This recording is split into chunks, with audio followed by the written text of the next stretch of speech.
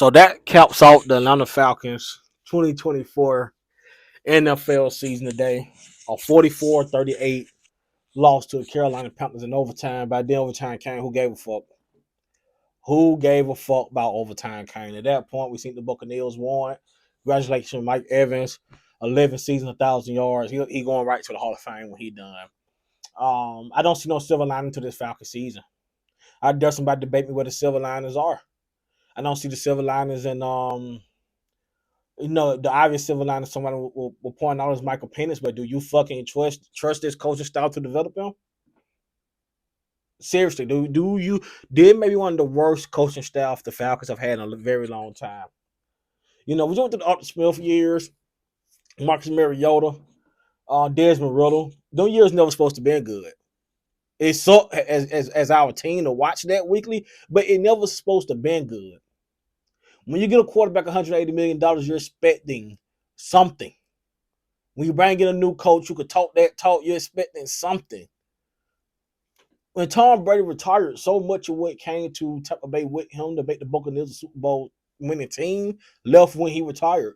And the Bucs, supposed to went through some type of rebuild. But it can't fucking rebuild because they can't start winning the damn division. Because the Panthers, Saints, and Falcons are incapable of being consistent teams. Whether the Saints looking like Super Bowl favorites through 2 games before collapsing, or the Falcons being 6-3 and ending the season with 2-6. That's why I say it's worse than the end of the year with Arthur Smith, because you were 6-3. The team that won the division, you swept them this year. Baker Mayfield is a good quarterback. Simple as that. He turnover prone sometimes, but he was at his career before coming to Tampa Bay years. He was kind of getting lost. He was getting the Justin Field treatment we see Justin Field getting now, where it's kind of like, is he going to land on a team? Did anybody trust giving him the keys to a franchise? And he landed in Tampa Bay, and to his credit, he's earned it. But as the other teams in the division, you ain't made it difficult. Raheem Morris, we know the blunder that happened in the Washington game. I was too sick to do a video and talk about it. But we saw the blunder that happened in that Commanders game. Clock management. I watched this defense and Jay Daniels last week. No defensive adjustments. This Panther game, no defensive adjustments. Bryce Young, and I'm so happy for Bryce. And to be a Falcon fan, it's sort to say that. The kid got a lot of people that was talking a certain way about him before his benching for Andy Dalton. Then Dalton had that first start this year where he balled out. And I'm a believer that Bryce Young is only going to get better the more experience he get under his belt with the proper coaching. And I'm happy that he's starting to show he belongs in the NFL. Hopefully he don't start turning that into wins, because we can't beat the fucking Bucks. I don't need another team in the division being in trouble. But Bryce he's coming a long way. But they can't get a single stop on him today. The defense can't get a stop. I remember when Bill Belichick chaos was going rapid within our fan base. And I was the firm believer, you do not be a fucking team since 1966 with 2 Super Bowl appearances, with no Super Bowl wins, and get picky about what you don't want to give the most Super Bowl winning coach of all time. You don't get that. Falcons fans, my fellow Falcons fans, has that. Oh, he ain't won since Brady left. What have we fucking done that we could turn our nose up to a hire like that? Oh, he want too much control. He want to be the GM now. But you same ones complaining about Terry right now when he's fucking up in his GM duties. They questioned the Penix draft pick. I didn't question it. I questioned well I feel like I'm sleeping and shit. Give me a second. I'm pissed at the Falcons. I question what most fans question with the drafting of him with the contract you gave Kurt. Like you gave Kurt a 1 year, 15 million, 10 million, like some shit like that. You go, oh, okay, he's done to develop that young guy. He'll take the kingdom. But you gave Kurt a whole 4 years and you about to have to cut him. It sounds like to avoid paying him more in March or some shit like that. But that pickiness of who about Bill Belichick was so crazy to me. Michael Penix have looked very good. His other associates have not been on him. And a lot of times people tell you an interception on the quarterback, whether a guy ran the wrong route or he was doing the arm punt. No Josh Allen.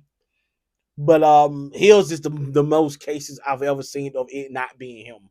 Like ball in receiver hand, doing some fugazi, hopping out the arm shit toward the defender. But he put his body on the line for that rush touchdown today. He fired some darts. Oh, he fired some darts for some touchdowns, like he did in the Washington game to Kyle Pitts. Kyle Pitts is another fucking story.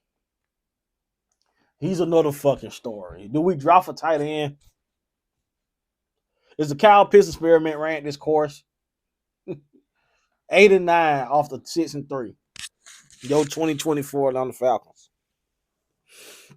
Ladies and gentlemen, my goodness. I got a drink when I'm off this shit. I don't get it. Shout out Bijan Robinson, Tyler Algier, Drake London, Darnell Mooney. He didn't play today. Ray McCount, but Ray. The thing with the Falcons, man, they didn't have bad receivers this year.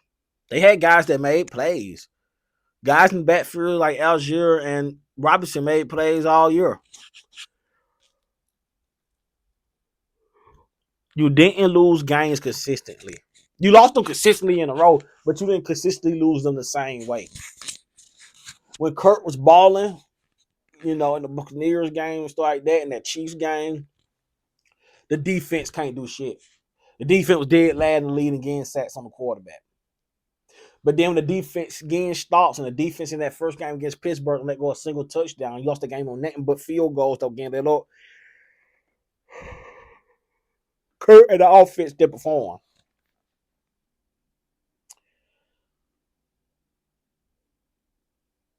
And then when Kurt and the offense performing, and the defense is kind of middle ground, Cool can't make a fucking field goal.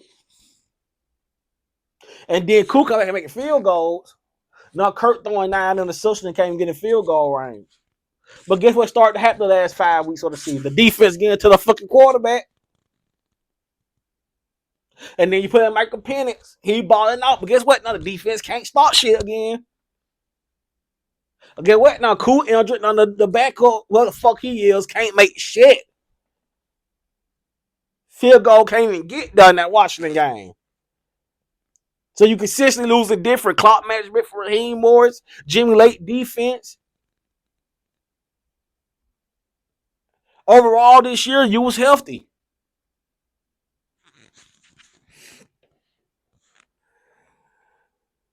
Ladies and gentlemen, yo, 2024, 8-9 Atlanta Falcons, who was 6-3 at one point. My goodness.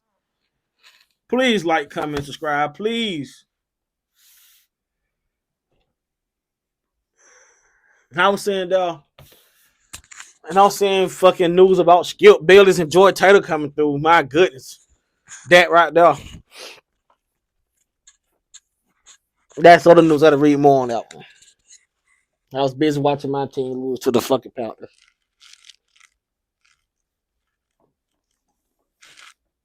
But let me know what you guys think next season hold for the Falcons. Who would you fire? Who would you bring back? Well, one point we have to talk about Arthur Blank. You see ESPN and all these blogs are excited about Jerry Jones. Jerry Jones got done the media and put himself out on display for folks to critique him and how his ownership of the Cowboys is micromanaging head coaches and making it all about him. Arthur Blank don't do them things. But we have to talk about how he earned this organization at some point. Like, comment, subscribe. See you guys in this video. Thank you for